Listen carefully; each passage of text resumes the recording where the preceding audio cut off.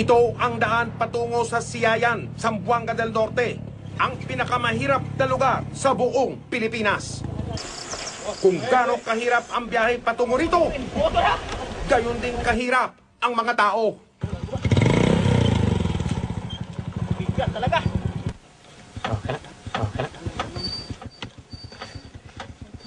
Hindi nakapagtatakang pati pangunahing serbisyo ng gobyerno hindi umaabot dito. Magpasalamat na kami because we were able to buy one brand new bulldozer, brand new loader. Kung wala yan, you cannot even reach Pangi because that is 8 hours yan, 8 hours walking yan. Napakabundok. Sinamahan kami ni Dr. Domiciano Talabok, Municipal Health Officer at Municipal Nutrition Action Officer ng Polanco, Zamboanga del Norte. Unang beses raw niyang maaakyat ang Pangi.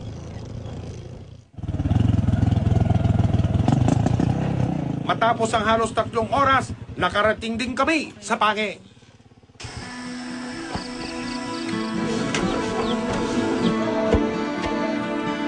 Kinabukasan, ito ang tumambad sa amin.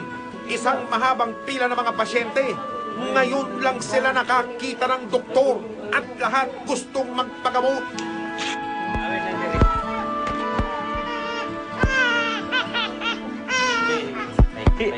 Isunod. Ang mga bata, isa-isang tinimbang. Duyan man duyan. Ako sa 38 man, bilo normal siya. Teka po. Dali na. Dali na. Lahat ng batang aming tinimbang malnourished. Kita mo, sa abdominal distension, siguradong may bulati ito. Maputla din ang kanyang palad. Ayon kay Doc, kakulangan sa tamang nutrisyon ang sanhi ng mga sakit ng mga tao rito. At ang pinakamadalas nilang daing. Walang source ng iodine, kaya nagkakaguitin ang mga tao. Pero bakit nga ba walang pagkain sa lugar na ito?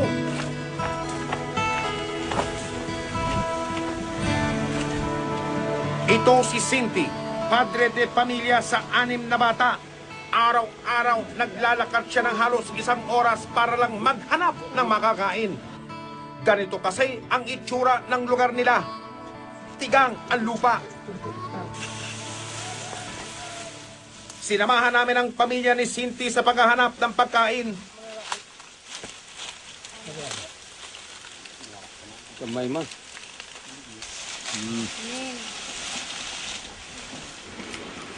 Sa paanan ng burol, nakatisod sila ng kubong. Isang uri ng nakakalasong punong kahoy. Pero kapag maayos naman daw ang pagkakahanda rito, ligtas naman daw itong kainin.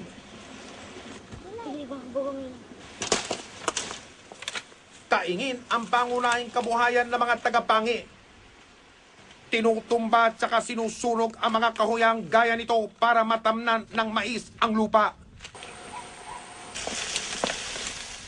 Bawat punong makita, hindi nila pinalalampas, hinuhugot hanggang sa ugat.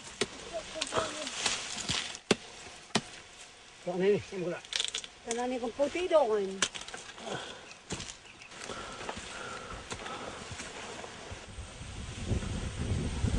Ang ugat na ito ang magsisilbing hapunan na mag-anak.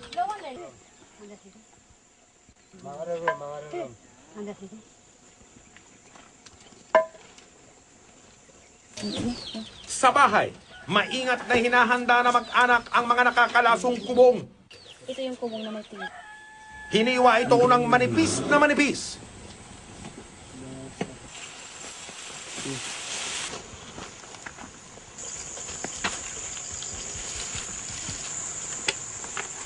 Kailangan ibaba nito na magdamagan para mahugasan ang lason. Kapag hindi nahugasan ng mabuti, maaari itong ikalason ng tao.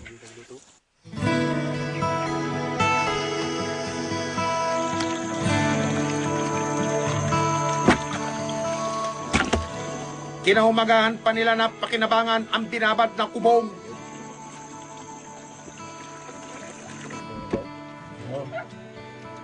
Natugunan na ang problema na mag-anak sa gutom.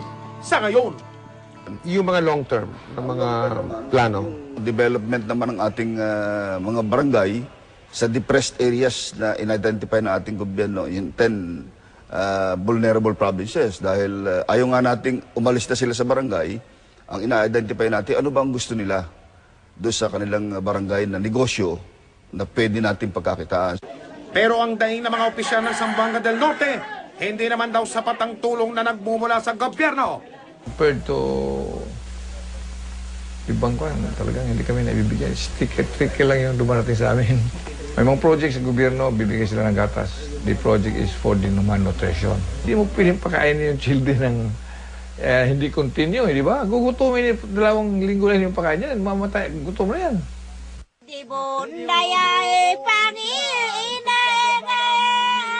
Buong araw namin silang nasaksiyang halos magkumahog sa pagkain. Pero pagdating ng gabi, nakuha pa ng mga taga rito na mag-inuman. Nagdala ang kapitbahay ni Cindy ng pangasi, ang lokal nilang alak na gawa sa patatas. Sa ganitong paraan, pangsamantalang malilimutan muli ng mga taga-barangay Pangi ang kumakalam nilang sikmura. At ang katotohanan, sila ay mga residente ng isang lugar na tila kinalimutan na ng lipunan.